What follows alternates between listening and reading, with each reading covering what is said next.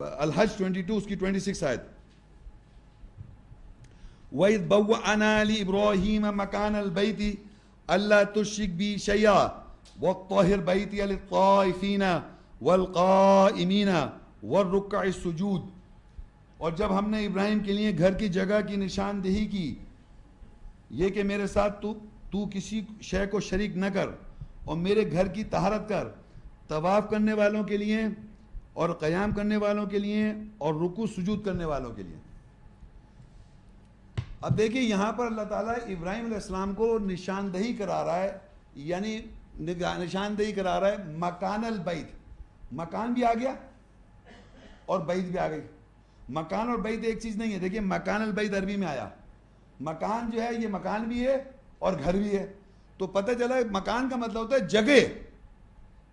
تو یہ بیت جو گھر ہے اس کی جگہ جو ہے کہاں پر ہے؟ مکہ میں، ہوا میں نہیں ہے. یہ پلیس آف دا ہاؤس یعنی جگہ بیت کی. مکان البیت گھر کی جگہ کہاں ہے؟ اور وہاں بتا کہ تم میرے ساتھ کسی کو شریک نہیں کرو. وَطَّاہِرْ بَیْتِیَ اور میرے گھر کو پاک کرو. یہ ابراہیم علیہ السلام کو بتایا جا رہا ہے کہ اب یہ میں آپ کو شرط المسجد الحرام بتا رہا ہوں. مسجد الحرام کا حصہ کیسے کہ گھر کو پاک کرو. جو طواف کر رہے ہیں ابراہیم علیہ السلام کو بتایا جا رہا ہے کہ جو لوگ طواف کر رہے ہیں ان کے لیے میرے گھر کو پاک کرو. تو اس کے معنی طواف پہلے سے ہو رہا تھا، گھر پہلے سے ہے. ایکسکیوز می، سنائی دے رہا ہے آپ لوگوں کو؟ گھر پہلے سے اللہ نے بنایا ہوا ہے. ابراہیم علیہ السلام کو نشاندہی کرائی جا رہی ہے گھر کی، یا ان کو بتایا جا رہا ہے یہ گھر ہے. لوگ وہاں طواف کر رہے ہیں تو اللہ کہہ رہا ہے کہ تم میرے گھر کو طواف کرنے والوں کے لیے پاک کرو. تو اس کے معنی مکان بھی پہلے، جگہ بھی ہے گھر کی، گھر بھی موجود ہے اور لوگ طواف کر رہے ہیں. تو وہاں پر لکھا اللہ تشرک بی شیئا، یہ تو ایک تو میرے ساتھ کسی کو شریک نہیں کرو. وَطَّاہِرْ بَیْتِیَ اور میرا گھر، یہ اللہ گھر ہو گیا. اب میرے گھر کو طہارت کرو، پاک کرو. کن لوگوں کے لیے؟ للطائفین، جو طواف کر رہے ہیں. یعنی جو لوگ طواف کر رہے ہیں اللہ کے گھر کا، وہ طہارت نہیں ہے ان کے ذہن، طہارت طاہر نہیں ہے. تو ابراہیم علیہ السلام سے کہا جا رہا ہے کہ میرے گھر کو طواف کرنے والوں کے لیے تم پاک کرو. دوسری چیز ہے والقائمین، جو قیام کرتے ہیں، رکوع سجود اور رکوع سجود کرتے ہیں. جی السلام علیکم. وعلیکم السلام. یہ آپ سے ایک سوال کرنا تھا اس لیکچر کے سلسلے میں. جب بھی ہم کسی غیر مسلم سے بات کرتے ہیں تو ان کا یہ اعتراض ہوتا ہے کہ جس طرح ہندو پتھروں کے بتوں کی پوجا کرتے ہیں اسی طرح مسلم بھی کعبہ کو پوجتے ہیں جو کہ پتھر کا بنا ہوا. وضاحت کا. اچھا دیکھیں یہ عام طور پہ یہ مس کانسیپٹ ہے. دیکھیں میں نے آیتیں پڑھی تھی، اس میں اللہ تعالیٰ نے یہ نہیں کہا کہ آپ گھر کو پوجیں. سمجھے؟ کہیں میں نے کوئی آیت پڑھی ایسے گھر کو پوجیں، یہ تو نہیں کہا. اللہ کہہ رہا ہے یہ میرا گھر ہے، لوگ طواف کر رہے ہیں، اعتکاف کر رہے ہیں، قیام کر رہے ہیں، رکوع سجود کر رہے ہیں اللہ کے لیے. صحیح.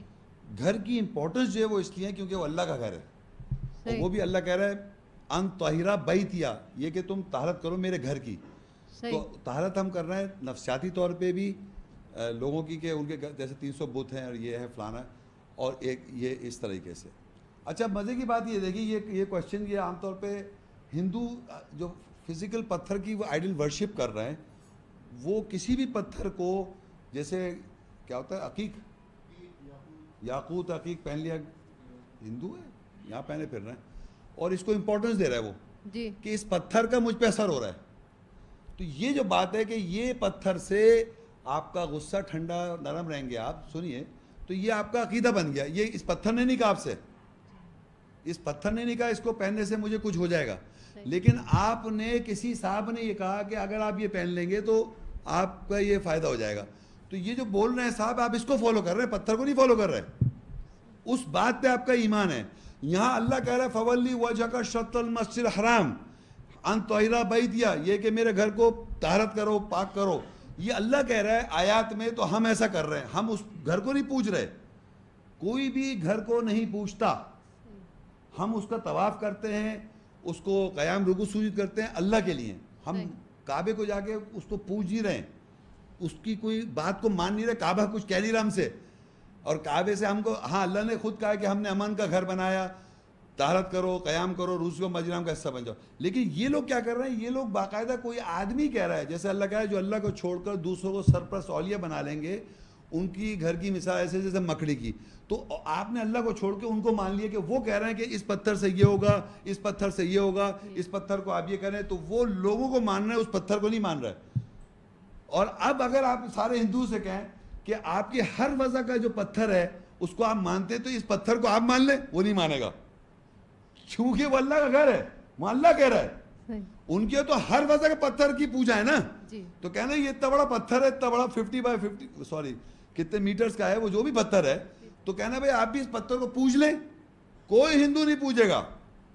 بات سمجھ آ رہی ہے؟ اگر وہ پتھر کی پوجا ہے, کیونکہ یہ اللہ کہہ رہا ہے کہ مسجد حرام کا حصہ بن جاؤ اور یہ اللہ کا گھر ہے, تو وہ اس کو پوجنے بلکہ چاہے ہم جا کے دیکھیں, مگر پوجیں گے نہیں. وہ ان کے تو ہر وضع کے پتھر کی پوجا پوج رہے ہیں وہ تو, اور وہ پوجوا کون رہا ہے؟ آدمی.